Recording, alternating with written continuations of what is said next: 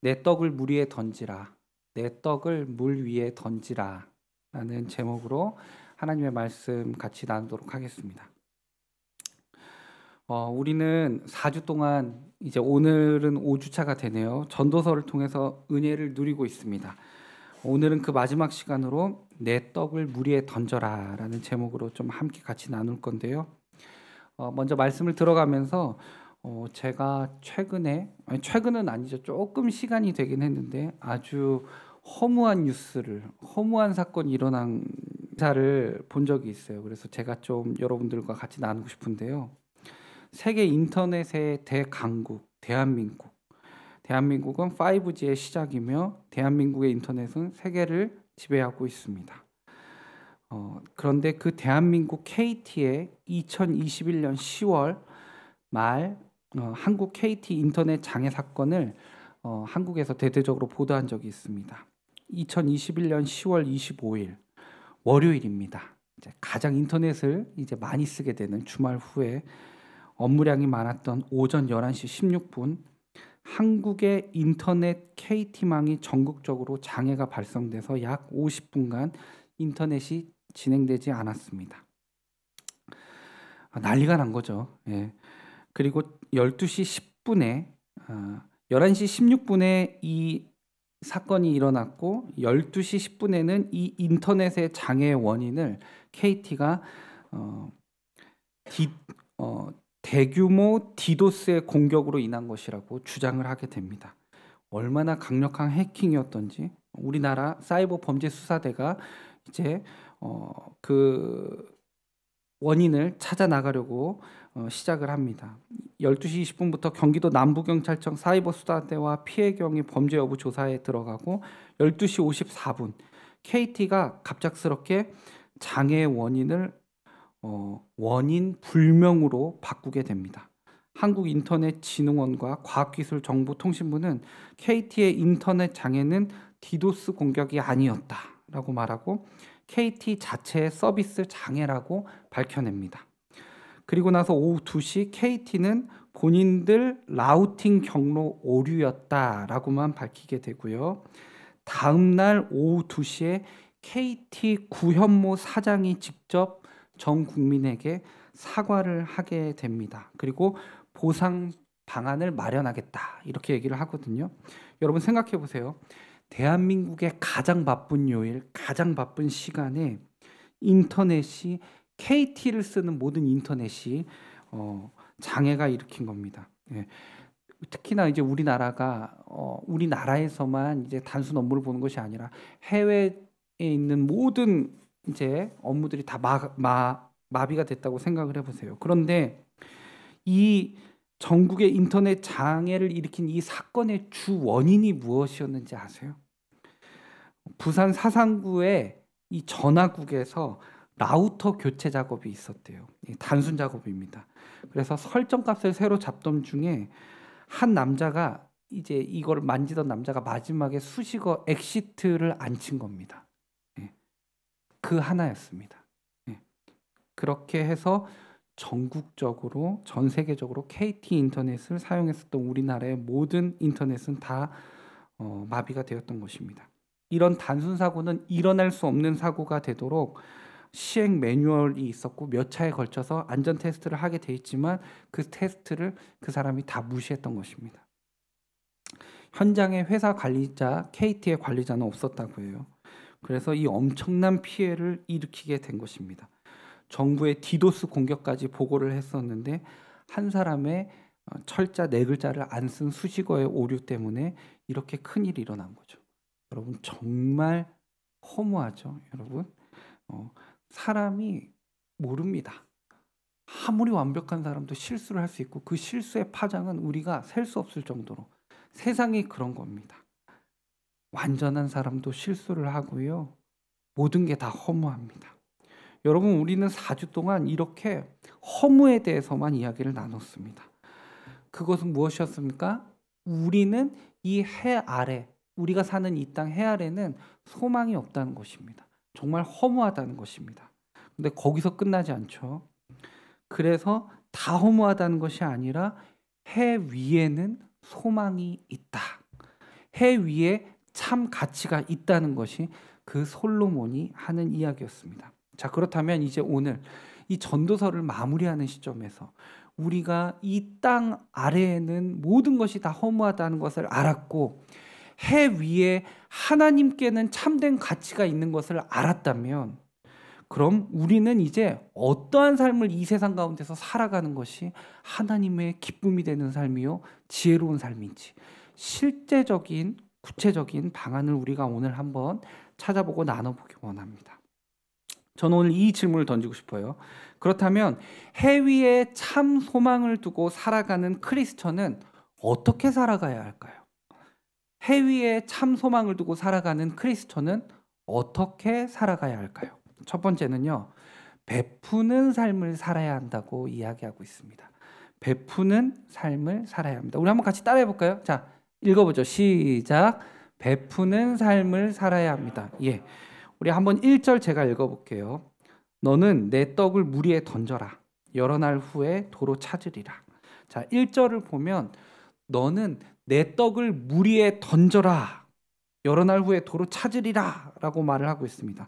시작부터 솔로몬은 이 떡을 물 위에 던지라는 거거든요. 이 다소 이해하기 어려운 말을 하고 있습니다. 여러분, 내가 먹어야 할 빵을 왜 굳이 물에 던지죠?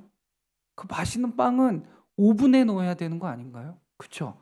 오븐에 넣어서 이렇게 살짝 데피면 맛있잖아요. 입에서 녹습니다. 그렇죠? 아니면 그 빵 그냥 먹을 거면 식탁 위에 예쁜 그릇에 올려놔야 되는데 왜 솔로몬은 그 지혜 솔로몬은 떡을 물 위에 던지라고 했을까요? 이런 비상식적인 대안이 오늘 나오는 걸까? 여러분, 이게 참 황당해야 맞는 겁니다. 지금 우리의 반응이 그래야 돼요. 근데 이 오늘 말씀에서 빵을 물 위에 던지는 것의 이 행위에 대한 실제적인 의미는 구제에 대한 것을 묘사하는 것입니다. 이 베푸는 삶을 말하는 거예요. 예. 그러니까 빵을 굳이 물에 던지라는 것은 구제를 하되 아무런 대가를 바라지 말라는 것입니다. 그렇죠? 여러분, 물에 던진 빵 더 이상 우리가 어떤 기대를 합니까? 그 빵에 대해서는 이제 기대를 놓는 겁니다. 에이, 놓쳤네. 에이, 저거 버리는 거. 우리 단념하잖아요.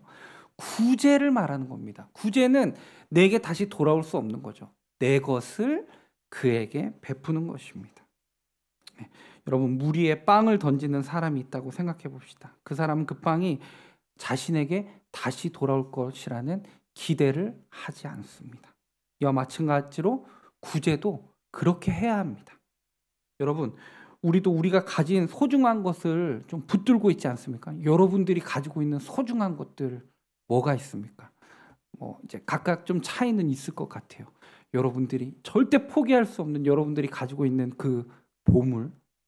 그런데 여러분, 그 보물을 좀 나눠 가져야 한다는 것입니다. 이제는 우리가 물 위에 빵을 던져야 합니다.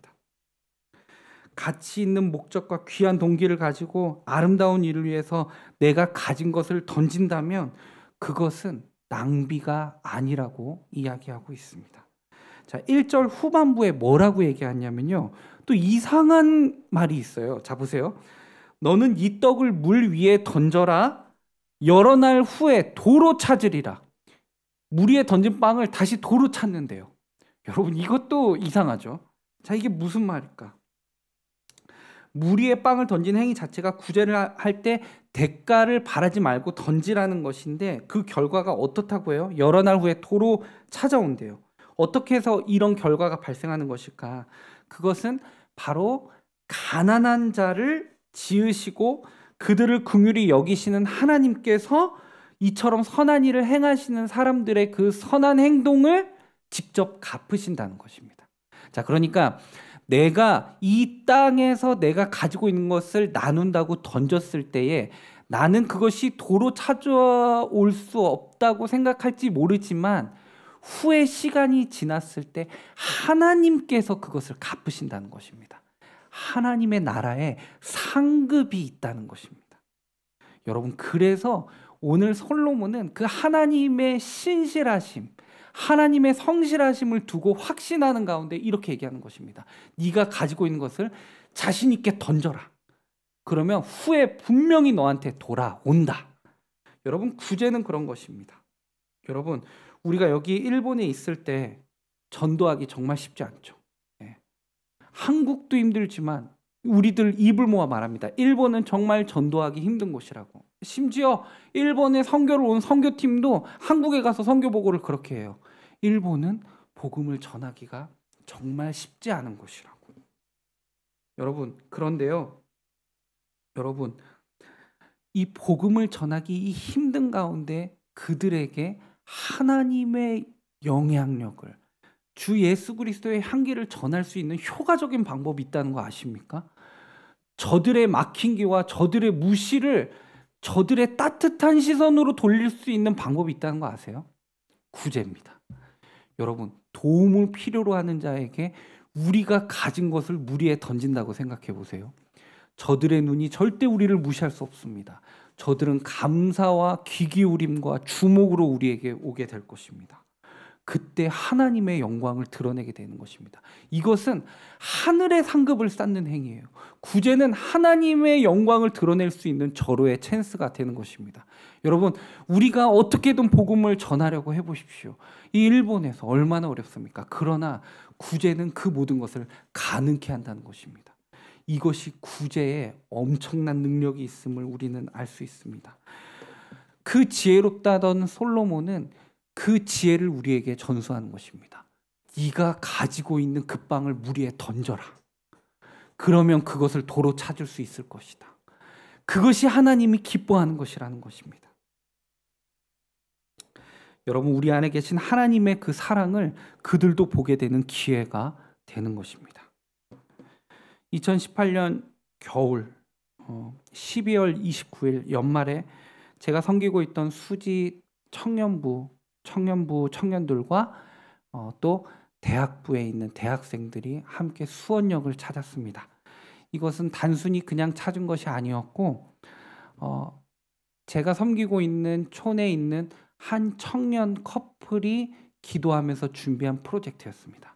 그것은 뭐냐면 여러 구자를 만들어서 본인이 구제 사역으로 도울 수 있을 만큼 헌금하는 것이었습니다. 그래서 직접 자리에 참여는 못해도 자신의 돈을 10,000원이든 20,000원이든 50,000원이든 100,000원이든 자원해서 돈을 모았고 그 돈으로 수원역에 있는 수많은 노숙자들을 따뜻하게 보낼 수 있도록 하는 것이었습니다. 저 사진이 제가 그날 12월 29일 날 같이 사역을 하고 저기에는 한 10대 명이 빠지긴 했어요. 지금 빠진 거예요. 봉사를 하고.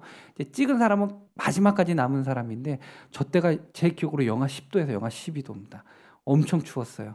근데 이제 그날 가서 우리가 준비한 복음 카드와 따뜻한 간식과 방한용품을 이제 전달하는 시간을 가졌는데요.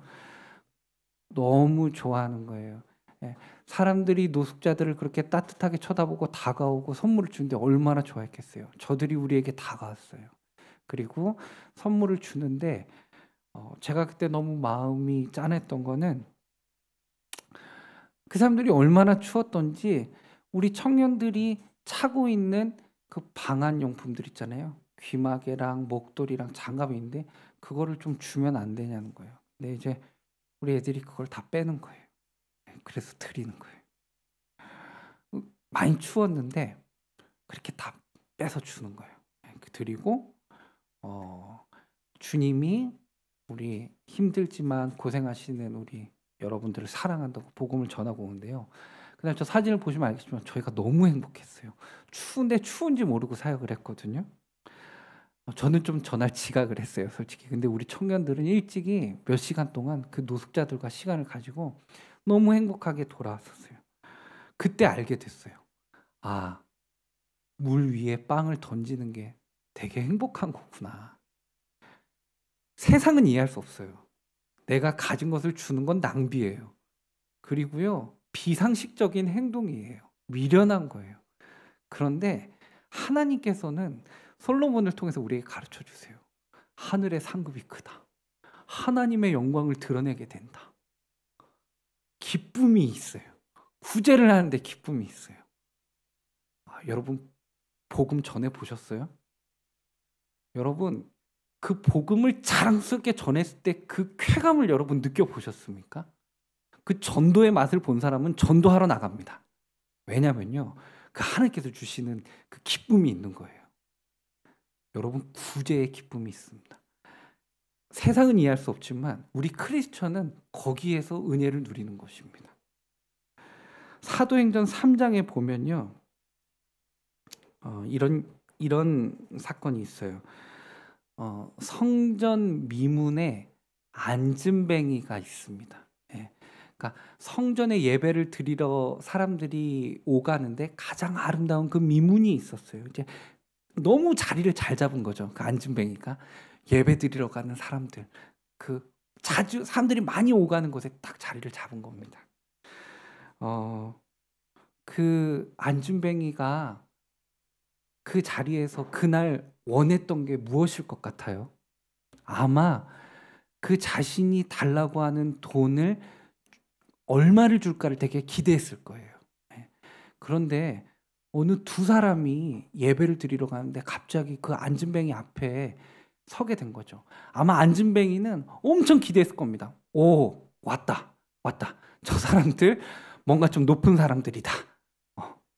그런데 갑자기 이상한 말을 해요.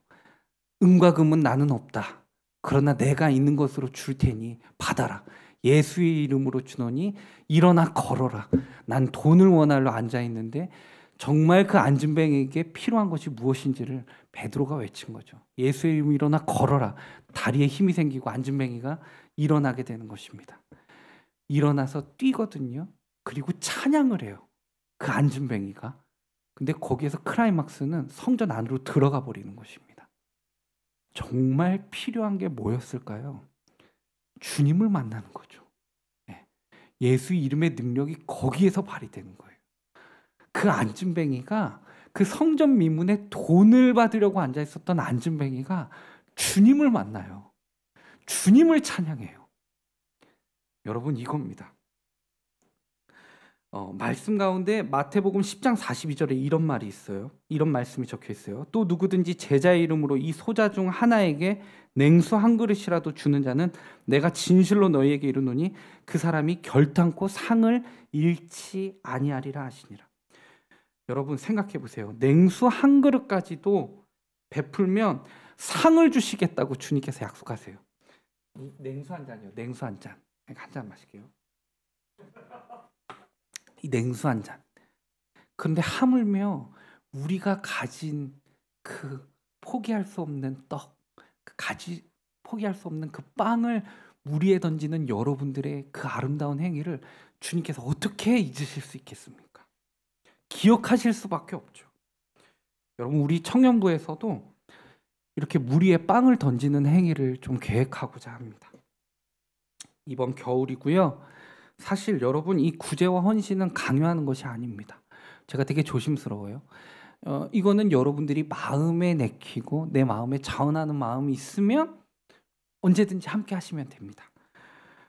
신죽구에 이렇게 많은 노숙자가 있다는 거를 제가 보고 놀랐어요. 이렇게 우리 교회 가까운 곳에, 심지어 우리 교회랑 너무 가까운 터널에도 항상 주무시는 두 분의 노숙자가 계시고, 우에노 공원에는 또 많은 노숙자분들이 모여 계신다고 하더라고요. 그래서 기도하면서 그분들을 어떻게 도울 수 있을지를 고민해 보려고 해요. 이거는 우리 교회 예산이 아니라 우리들이 커피를 덜 마시고 한번 금식도 해보고, 그렇게 해서 우리들이 예산을 모아서 한번 속옷도 사보고, 그 노숙자들이 엄청나게 받고 싶어하는 게 속옷이래요. 속옷. 저는 놀랐어요. 무슨 방한용품, 핫팩 이런 건 줄 알았거든요. 속옷이 필요하대요. 따뜻한 히트텍도 우리가 좀 사볼 거고요. 저는 핫팩도 사보고 싶고, 귀마개, 장갑도 좀 사드리고 싶고, 그래서 우리가 한번 찾아가는 겁니다. 그리고 우리는 씨앗을 뿌리는 거예요. 그 뒤에 추수는 우리 주님 몫입니다. 여러분, 우리가 할 수 있는 거는 그렇게 대단한 게 아니에요. 우리가 그날 그 주님을 믿게 하는 게 아니에요. 우리는 그냥 전하는 것입니다. 우리는 하나님의 영광을 드러내고 오는 거예요. 그냥 물 위에 빵을 던지는 겁니다. 여러분, 물 위에 빵 던지는 거 얼마나 쉬워요. 그 물 위에 빵이 던져서 그 빵이 어떻게 변해서 내 자리에 나타나는 걸로 하려면 그거는 어렵지만, 물 위에 빵을 던지는 건 정말 쉬운 겁니다. 우리는 물 위에 빵을 던질 거예요. 우리가 가지고 있는 거를 가지고 가는 겁니다. 그들이 주님을 바라보게 되는 거는 우리 하나님의 영역이에요. 그건 이제 우리 주님이 하실 거예요. 근데 기억하십시오. 하늘의 상급이 있습니다. 그 후에 우리는 도로 찾을 것입니다. 어디에서요? 이 땅에서는 소망이 없어요. 그런데 그 참된 가치가 있는 하나님의 나라에서 우리는 도로 상을 찾게 되는 것입니다. 여러분 기대되지 않으십니까? 저는 이렇게 설교를 전하면서도 너무 기대가 됩니다. 우리를 통해서 하나님께서 이 신주쿠와 이 우에노 지역을 어떻게 변화시키실지. 자, 크리스찬이 추구해야 될 삶의 모습은 어떤 모습일까요? 두 번째는요, 계산하지 않고 순종하는 삶을 살아야 한다는 것입니다. 여러분, 계산하지 않고 순종하는 삶을 살아야 합니다. 제가 일부러 앞에 계산하지 않고를 넣었어요. 자, 4절 같이 한번 읽어볼게요. 4절이요. 여러분들이 읽어보죠. 시작.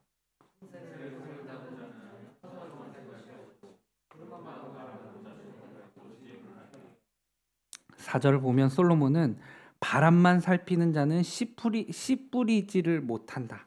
그리고 구름만 살피는 자는 추수하지 못한다고 말하고 있습니다. 자, 제가 쉬운 성경으로 한번 좀 더 읽어볼게요. 4절이요. 쉬운 성경으로. 바람만 살피는 자는 씨 뿌리지 못하고 구름만 살피는 자는 추수하지 못한다. 예. 이게 뭘 말하는 거냐면 여러분 날씨를 보니까 씨 뿌리기에 전혀 적합하지 않은 날씨예요. 그러면 씨를 안 뿌리는 게 당연한 겁니다. 자, 날씨가 흐린데 씨를 뿌리러 가는 거는 참 어리석은 행동입니다. 예. 오늘은 거두기에 적합하지 않은 날씨다. 구름이 낀 날이다. 그러면 오늘은 패스하는 겁니다. 누가 나가서 거두는 작업을 하겠습니까? 이것이 보통 인간의 상식입니다.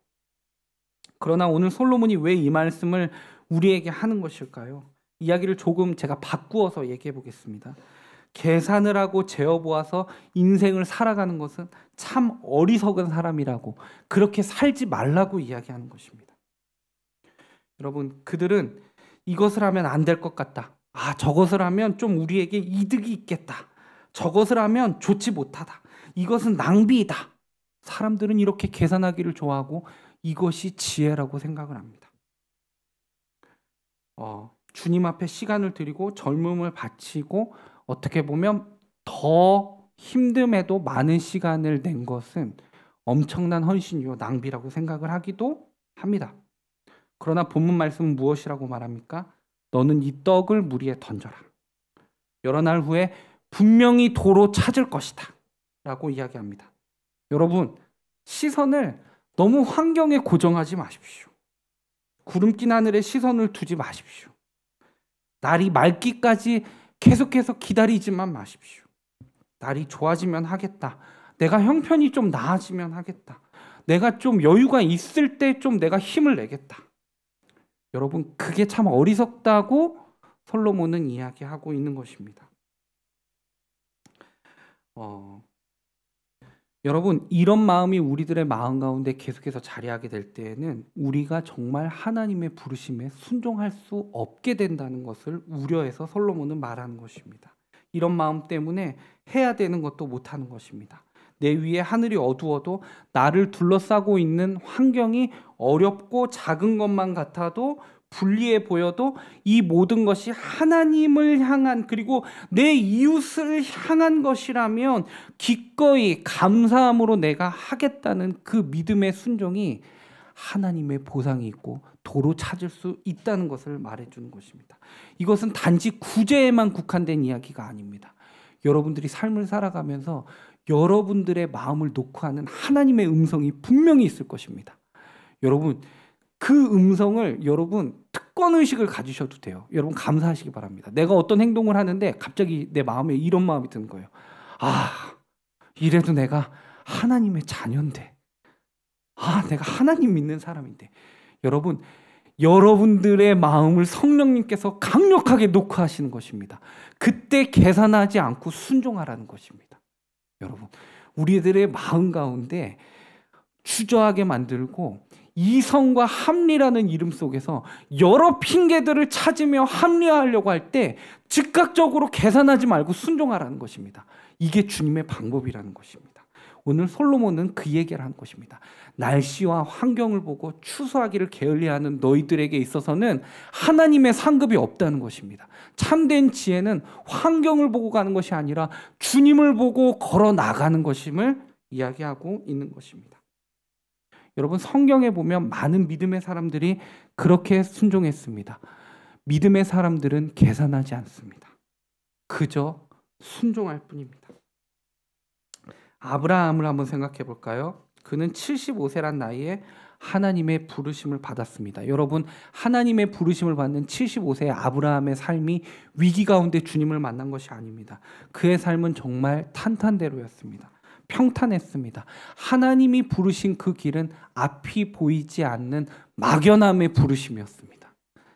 아브라함이 계산하지 않고 순종했을 때 아브라함은 복의 근원이 될 수 있었습니다.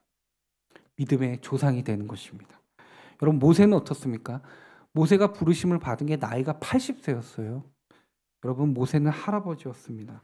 모세는 능력이 없었습니다. 모세는 도망자였습니다. 그런 그에게 하나님께서 이스라엘 백성을 애굽으로부터 구원해낼 구원자로 쓰시겠다고 말씀하십니다. 여러분, 이건 계산해 볼 필요가 없습니다. 안 돼요입니다. 하나님의 언급에, 재차 언급되는 언급에 모세의 아멘은 이스라엘 백성이 애굽을 출애굽하게 하는 데 쓰임받게 되는 역사를 일어나게 합니다. 여러분, 어떻습니까? 계산이 아닙니다. 순종입니다. 순종은 계산하지 않는 순종입니다. 핑계가 필요 없는 것입니다. 그런데 그것이 하나님이 보실 때 그렇게 좋다는 것입니다. 여러분, 신약의 삭개오라는 사람 아세요? 삭개오라는 사람은 일단 우리가 되게 닮고 싶어하는 사람일 수 있어요. 삭개오는 부자였습니다. 여러분, 부자라는 게 뭐냐면 돈이 많다는 거죠, 그렇죠? 그리고 세리장이었습니다. 그러니까 지금으로 따지면 국세청장입니다. 끝발이 있습니다. 잘 나갔어요. 그런데 삭개오에게 단점이 있었습니다. 뭐 이걸 또 단점이라 해야 될지 모르겠는데 키가 좀 작았습니다. 키가 작았고요. 키가 작은 거는 중요하지 않아요. 삭개오가 정말 힘들었던 삭개오의 어려운 부분 뭐였냐면 사람들이 삭개오를 싫어했다는 것입니다. 동족의 피를 빨아먹는 매국노다. 그래서 삭개오가 오면 사람들이 침을 뱉기 시작했고 왕따를 시켰습니다. 삭개오는 외로운 사람이었어요. 외로움을 당해본 사람은 압니다. 이 외로움이 얼마나 심한 괴로움인지. 그런데 삭개오 앞에 어떤 소식이 들려요. 슈퍼스타가 등장했다는 겁니다. 그분이 여리고에 들어왔다는 겁니다. 삭개오가 그 우울한 마음의 병 가운데 그분은 나를 고칠 수 있을까? 난 그분 한번 보고 싶다는 마음이 마음 가운데 동요하는 겁니다. 그래서 그 여리고에 예수님이 입성하실 때 가는데 이게 웬일? 삭개오는 키가 너무 작습니다. 사람들의 등짝과 엉덩이만 보일 뿐입니다. 그때 삭개오가 결심한 게 뭐예요? 돌무화과 나무로 올라가죠. 근데 예수님께서 말씀하세요. 삭개오야, 빨리 내려와. 속히 내려오너라. 내가 오늘 너희 집에 갈 거야. 근데 그 9절에 뭐라고 나오냐면 5절에 누가복음 19장이거든요. 누가복음 19장 5절에 속히 내려와 영접하거늘. 속히 내려와 영접하거늘. 바로 내려와요. 계산하지 않아요. 뭐 생각하지 않아요. 주님의 부르심에 순종하는 겁니다. 그날 구원이 이릅니다. 삭개오의 병이 나아지고요. 삭개오가 자신이 가진 것을 무리에 던지겠다고 해요. 오히려 2배만 갚아도 되는 것을 4배로 갚겠다는 고백이 일어나요. 예수님을 만난 거예요. 여러분, 주님의 부르심에는 즉각적으로 순종하는 것입니다. 우리 한국인들의 특징이 뭡니까? 빨리빨리 못 참아요. 그렇죠? 뭐 자판기 눌러도 나오고 있는데 손이 들어갑니다. 그렇죠? 그 컵라면 3분을 못 참고 열어서 저어준 게 우리 대한민국이잖아요. 패스트푸드, 그 아세요? 맥도날드 드라이브스루 우리나라가 시작한 겁니다. 이제는 커피도 이제 마시죠. 드라이브스루로 빨리빨리. 그런데 하나님의 부르심에는 빨리빨리가 안 돼요. 안 돼. 계산하지 않는 것입니다. 즉각적으로 순종하는 것입니다. 하나님의 음성에 즉각적으로 순종할 때 하나님의 상급이 있는 것입니다. 여러분, 우리 삶 가운데 여러분에게 주시는 마음이 분명히 있어요. 오늘 돌아가는 시간과 내일부터 시작하는 전쟁과 같은 직장 생활과 학업 가운데서도 여러분들의 마음이 하나님의 관점에서 부딪히는 타협점을 만들려는 여러분들의 모습을 발견하게 될 거예요. 그때 성령의 녹화심이 있을 때 여러분 즉각적으로 순종하시기 바랍니다. 그게 지혜입니다. 하늘의 상급이 있다는 것입니다. 하나님께서 여러분들 마음 가운데 성령의 노크를 한다는 것은 여러분 특권이에요. 이건 부담이 아니라 특권입니다. 세상 사람들은 가지고 싶어도 못 가집니다. 여러분 믿음으로 반응하시기 바랍니다. 이제 말씀을 맺겠습니다. 여러분 우리는 5주 동안 전도서에 대해서 말씀으로 은혜를 함께 나눴습니다. 분명한 것은 이 전도서는 솔로몬이 노년에 푸념하듯이 허무한 인생을 노래한 책이 아니라는 것입니다.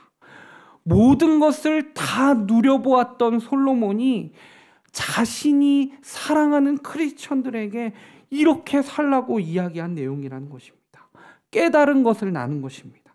그리고 아직 젊은 우리들에게 어떻게 사는 것이 참된 것인지, 영원한 것인지를 깨닫게 해주는 것입니다. 여러분 우리가 이제 이 전도서를 마무리하면서 12장 1절을 읽고 이제 우리가 기도하면서 마무리했으면 좋겠습니다. 화면 보여주시겠어요? 네, 우리 한번 같이 읽어보죠. 시작. 너는 청년의 때에 너의 창조주를 기억하라. 아멘. 여러분 바쁘죠? 힘들죠? 네, 저는 여러분들이 너무 쉴 수 있고 소중한 이 주일에도 이 자리에 나와서 주의 말씀을 사모하는 여러분들의 모습이 말씀을 선언하면서도 되게 짠해요. 너무 좋고 행복해요. 여러분들 지금 이 자리에서 여러분들이 너무 수고하고 있다는 거 하나님께서 더 잘 아십니다. 그런데요, 여러분 그 순간순간 잊지 마십시오. 여러분 청년의 때에 하나님께서 여러분들에게 요구하시는 믿음이 있습니다. 창조주 하나님을 기억하는 것입니다. 순간순간 힘들 때, 지칠 때, 내 자신을 자책하게 될 때, 외로울 때, 또 승리의 쾌감을 느낄 때 여러분 창조주 하나님을 기억하십시오. 그리고 하나님께 감사하십시오. 그리고 이 땅에 소망을 두기보다 참된 하나님의 나라에 소망이 있음을 알고 하나님의 상급을 구하며 열심으로 빵을 물 위에 던지십시오. 그러면 하나님은 여러분들에게 너무도 큰 상급을 준비하시며 여러분들을 기뻐 맞이할 것입니다. 기도하겠습니다.